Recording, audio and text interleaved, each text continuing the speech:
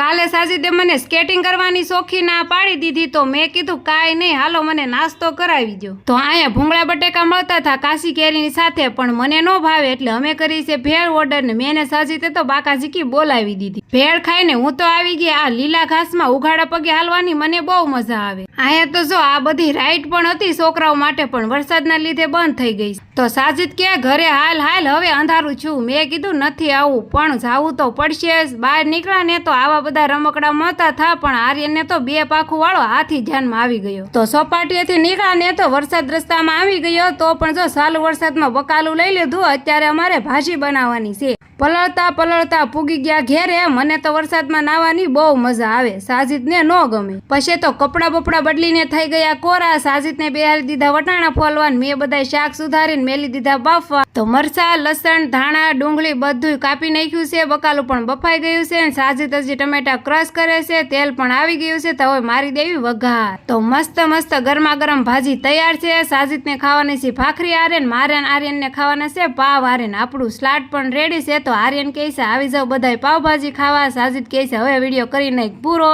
તો હાલો અમે ખાઈ લેવી ને આપણે મળશું નેક્સ્ટ વિડીયોમાં. Thanks for watching, by.